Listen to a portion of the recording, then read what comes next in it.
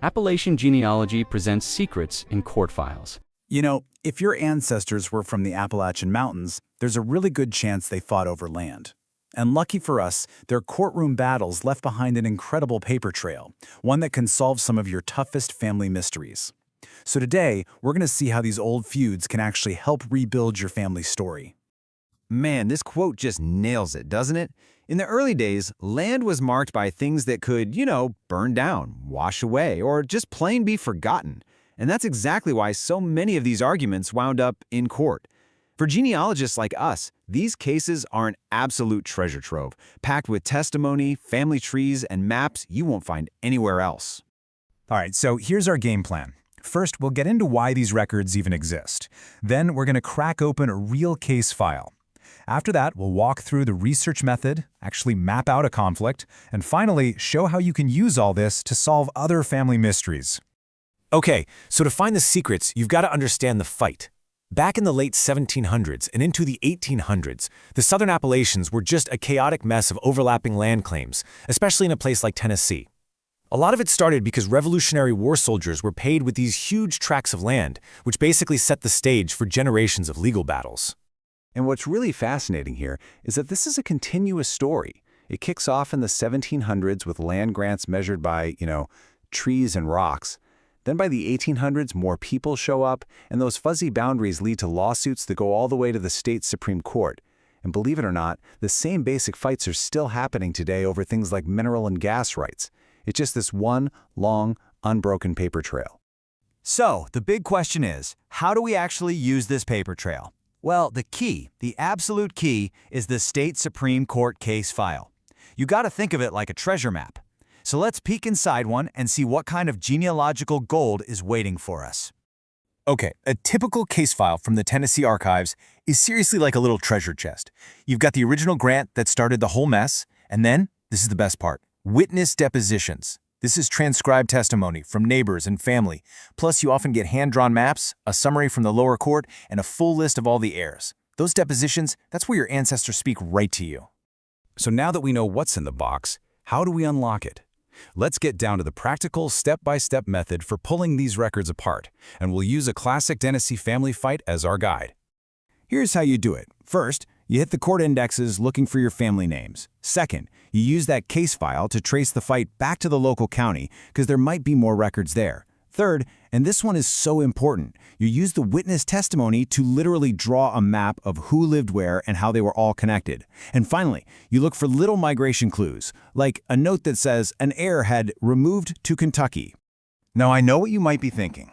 A modern person might look at this and ask, hold on, why on earth would a court care about someone's 150-year-old memory of a tree? It seems totally unreliable, right? But here's the thing. Back then, that collective memory was the evidence. They didn't have GPS. The courts had to rely on what the old-timers in the community remembered. Testimony like, oh yeah, I remember when his daddy cleared that field, or that big oak's been the corner marker for 50 years. That stuff was legally significant because it pointed to how the land had always been used. It was the best, and a lot of times the only proof they had. All right, now for the fun part. Let's actually see what this looks like. We're going to map out a classic Tennessee land feud, starting with that original Revolutionary War grant that caused all the drama in the first place. Just listen to this. This is the language from a real grant. No precise coordinates, no degrees or minutes. It's just, start at this big tree, head south to that rock you'll find. I mean, you can already see the problem brewing, can't you? So as you can see here, that original survey was just a rough shape defined by nature itself. The borders are the oak tree, the marked stone, and the top of the ridge. Simple, right? Well, it was simple until someone else showed up with a completely different map. And here is the problem. Decades go by, and a second grant is issued for land nearby. But this one, Grant B, it was surveyed using straight compass lines, not by following the squiggly natural features. These two ways of measuring land were just fundamentally incompatible. They were bound to clash. And this is the aha moment. When you lay that second grant on top of the first one, you can see it plain as day, the area of conflict. This is the piece of land that two different families both thought they owned. This is ground zero for the feud, and it's this overlap that sent them all to court, creating the amazing records we're using today. But here's what's so great. This whole research method, it's not just for mapping out old boundary fights. Once you get the hang of digging through these files, you can use them to smash through all kinds of common genealogical brick walls. So, for example, in an inheritance case, the court had to track down every single heir. And sometimes that list includes siblings who are completely missing from other records. These files are also fantastic for pinpointing a widow's dower land. That's the part of her husband's estate you got to use. You can also confirm family ties, discover in-laws who testified, and even nail down the exact year a family packed up and moved. So what's the big takeaway here?